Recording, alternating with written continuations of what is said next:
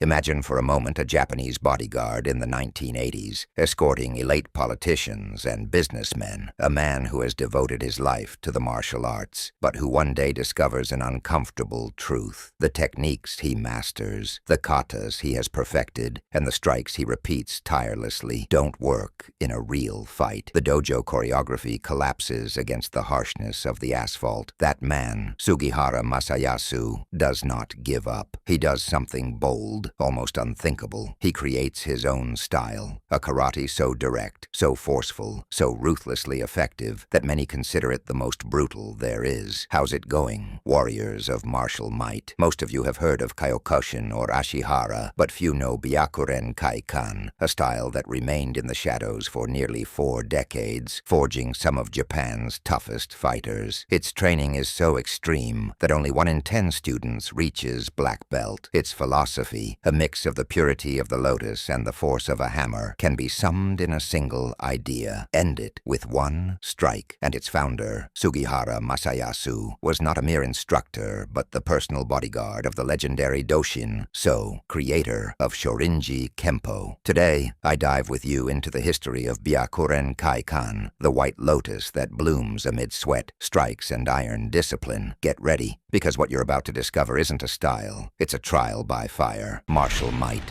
where warriors live forever. In 1970s Japan, karate, once a martial art forged by the necessity of pure self-defense, had taken a direction that many purists found worrying. It had been sportified to the core. Competitive karate had become, frankly, too polite. Touch points, padded protections, strict rules that banned real force strikes intended to incapacitate. It was a show, yes, but it had lost its practical soul. Sugihara, in his vital role, escorting Doshin. So across the country, traveling from dojo to dojo, from city to city, came face to face with an uncomfortable truth the martial community seemed to deliberately ignore. If a real attacker jumps on you in a dark alley, or you face an imminent threat, believe me, there won't be a referee to stop the fight, no judge to award points for a pretty strike, and no gong to mark the end of the bout. It's pure, raw survival. So, like any security professional worth his salt, a man whose life depended on his ability to protect, Sugihara did the unthinkable for many traditional masters. He immersed himself in the underground world of knockdown tournaments. They weren't exhibitions. They were trials by fire. There, without gloves, without excessive protection, and with minimal rules, he wanted to see what really worked and what was pure posturing. It was in that crucible of controlled violence that he discovered fundamental truths. He realized that high kicks, those that look spectacular in movies, were often ineffective or too slow in a real confrontation. Instead, low body kicks, knee strikes to the thigh, those devastating blows aimed at the legs and torso, and hooks to the liver, those were pure gold. They were strikes that incapacitated, that decided a fight quickly. The rest, those fancy, pretty but useless moves, were mere tinsel, shine without substance, decorations without effectiveness. Byakuren Kaikan would be born from this relentless search for truth in combat. Armed with that brutal truth, in 1984, Sugihara Masayasu made the momentous decision to found Byakuren Kaikan. The name, which literally means School of the White Lotus, carries deep symbolism. On one hand, it pays homage to a secret technique from Shorinji Kempo, his original art. But beyond that, the White Lotus represents purity, rebirth, the idea of starting anew with a clean mind, like a white belt, free of preconceptions and false hopes. It's the humility to acknowledge there's always something new to learn, even for a master. But don't be fooled by the poetry of the flower. Byakuren's philosophy is as beautiful as it is lethal. Its central motto, burned into every practitioner, is Ichigeki Hisatsu, which translates roughly as finish with a single strike. This doesn't necessarily mean hunting for a one-punch one-punch knockout, but maximum efficiency, the surgical precision to end an encounter as quickly and decisively as possible. Here, in Byakuren, there are no second chances, no time for speculation. Every movement counts, and the training is legendary in its own right. It's a forging of body and mind. The daily routine is a constant test of endurance and will. It includes, for example, 100 knuckle push-ups, not on the palms but on the knuckles, to strengthen impact points and harden the fists into weapons. 100 sit-ups, yes, but with a partner standing on your chest, adding brutal resistance that strengthens the core to unheard-of limits, vital for absorbing strikes and executing throws. And the jewel in the crown, 3 minutes of unprotected sparring against an opponent who, at that moment, can hit wherever he pleases, except the throat and joints, which are extreme risk zones. This sparring is not a dance. It's a simulation of real combat designed to teach how to cope with pain, pressure, and unpredictability. If you're knocked down, the rule is simple and brutal. Get up, bleeding if necessary,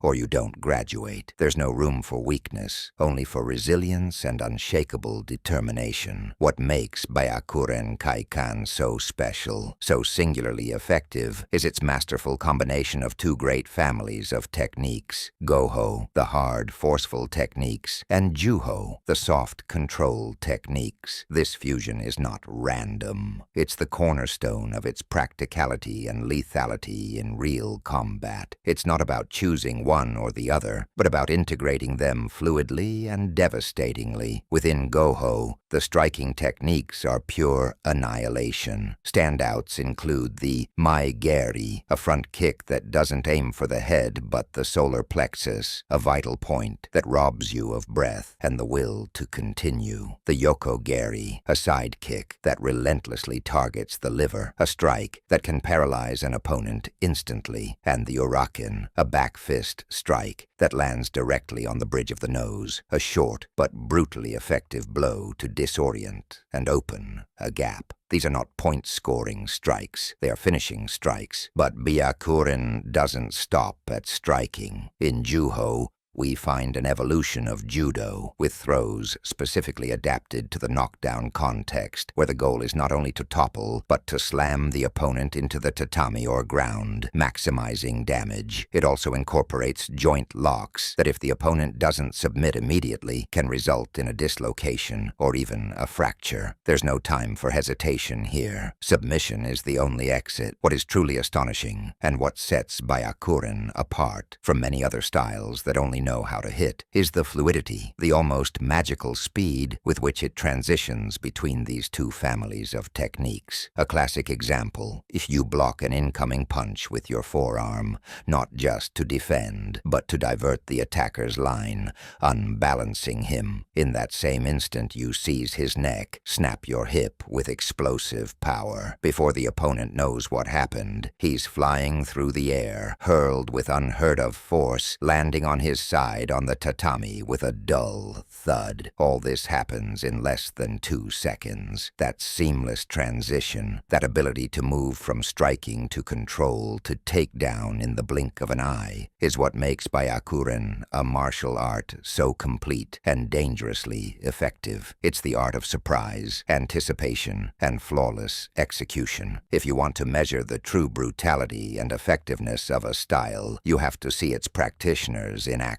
And in Byakuren, that trial by fire is the All-Japan Byakuren Open. Since 1985, this annual tournament has become the crucible where the warriors of the White Lotus prove their worth. The rules are deceptively simple, but the execution is merciless. No protection beyond a groin guard and mouthpiece. Victory comes only by knockout or surrender. Head kicks are allowed, knee strikes to the thigh, elbow strikes to the body body. Anything solid and decisive goes. The only strict prohibition is punching the head, a rule implemented to prevent skull fractures, which already tells you the level of power involved. The tournament is a marathon of endurance and technique condensed into a single day. Competitors must survive 5 rounds of 2 minutes each just to have a chance at reaching the finals. It's a format designed to test not only technique, but also mental toughness and the ability to endure pain and fatigue. In the latest edition, the statistics spoke for themselves. Out of 500 registered fighters, men and women of all ages and backgrounds, only 15 made it to the 3rd round. 15 gladiators who had already fought multiple bouts, accumulating bruises and draining their energy. The champion that year, a 23-year-old Japanese fighter with the eyes of a veteran, finished the day with a torn upper lip, 2 cracked ribs, and despite it all, a grin from ear to ear, a smile not of shallow joy, but of pure satisfaction, the triumph of having endured an extreme trial and reached the summit. His prize wasn't a fortune, but something far more valuable in this world, a carved wooden white lotus trophy, symbol of victory and the unconditional respect of the entire Japanese karate community, a world that knows how to recognize true strength and indomitable spirit. Despite the explicit brutality shown in its training and combat, the Byakuren Kaikan Dojo is, surprisingly to many, a sanctuary of absolute respect. Upon crossing its threshold, every practitioner, regardless of rank or experience, kneels and touches their forehead to the ground. It's not an act of submission, but a powerful reminder that everyone, absolutely everyone, begins as nothing, with an empty mind ready to learn. It's a gesture of humility that anchors the essence of the style. Before each class, students recite together a phrase that captures Byakuren's paradox. I do not seek the fight, but if it comes, I end it quickly and help my opponent stand up. This phrase isn't mere formality. It's a declaration of intent. It acknowledges the necessity of effectiveness in combat, but places it under a higher principle, compassion and respect for others. This contrast between the inherent brutality of its techniques and the compassion that permeates its philosophy is the very soul of the style. How can a training system so focused on incapacitation foster so much humility? The answer lies in experience. When you are pushed to your physical and mental limits, when you experience extreme pain and exhaustion, you develop deep empathy for others. You understand what it means to suffer, and therefore learn to value help. You learn that true strength doesn't lie in inflicting unnecessary harm, but in your ability to control yourself, to know when and how to use your power. That's why it's no surprise that many of its practitioners are professionals who need absolute certainty that their training works under real pressure. Police officers, firefighters, bodyguards, security personnel. For them, karate isn't a hobby. It's a survival tool, a guarantee that they can protect themselves and others when someone's life depends on it. When these professionals are asked why they chose Byakuren among so many styles, their answer is almost unanimous, an echo heard in every dojo: because it doesn't lie. It doesn't sell fantasies. It doesn't promise illusions. It offers the raw truth of effectiveness, forged in sweat, pain, and unbreakable ethics. Despite its discreet nature and focus on efficiency rather than marketing, Byakuren Kaikan has not remained confined to the islands of Japan. Its reputation, built on effectiveness and discipline, has quietly spread across the world. Today there are more than 60 active dojos in Japan alone, a robust network that keeps the White Lotus flame alive. But the real proof of its global relevance is its international expansion, with schools flourishing in places as diverse as Brazil, Canada, South Korea, India, France, Belgium, and Spain,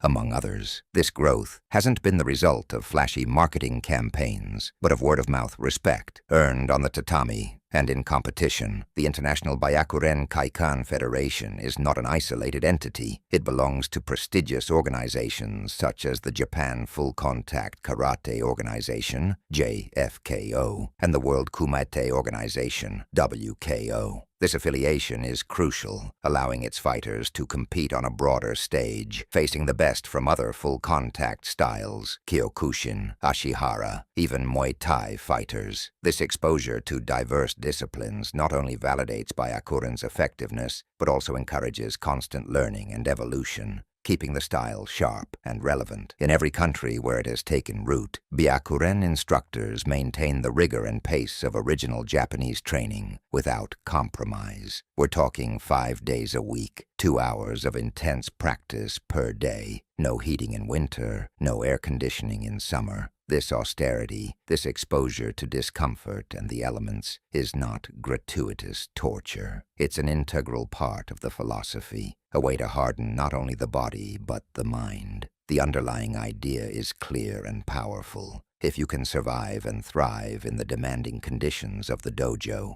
if you can overcome cold, heat, pain, and fatigue, then you are prepared to face and overcome any challenge life throws at you. It's preparation for life, not just for combat. The emblem of Byakuren Kaikan is a powerful, deeply meaningful image, a white lotus rising pure and unblemished above turbulent, dark waters. It's not a casual artistic choice, it's a profound metaphor for the philosophy of the style. The turbulent waters represent the chaos of the world, violence, danger, the struggles of life. The white lotus symbolizes the practitioner's ability to maintain purity of action, integrity of spirit, and clarity of purpose, even in the harshest circumstances. For Byakuren students, that flower becomes a constant reminder that every punch, every kick, every technique must have a legitimate purpose. It's not about destroying the opponent for the pleasure of violence. It's about protecting what is sacred, your life, the lives of your loved ones, your integrity. That's why the true victory, the ultimate goal of Byakuren, is not simply knocking out an opponent on the tatami, nor even winning a tournament.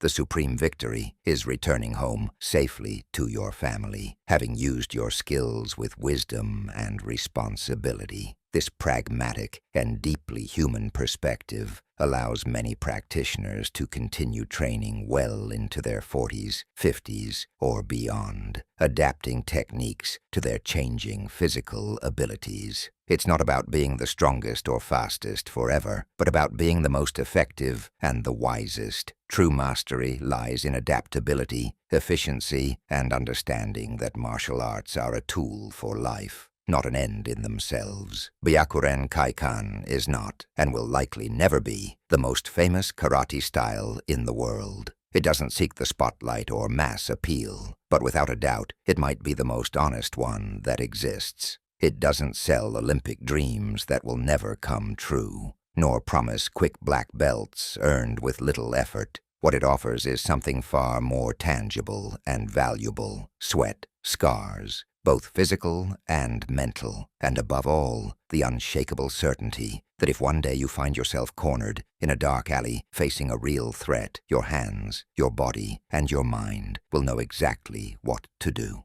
You will have trained for that moment. And you, after learning this story, would you dare to plant your own white lotus amid the hardness of the tatami? Would you be willing to embrace the rigor and philosophy of Byakuren? Tell me in the comments which style you'd like us to explore next week. Don't forget to like and share this video with that friend who always insists his karate is the strongest. Maybe you'll give him a new perspective. That's all for today's episode. I'm your host, and I leave you with a truth engraved deep in the heart of Byakuren. True strength is not in striking. It's in knowing when not to. It is the wisdom of restraint. See you next time.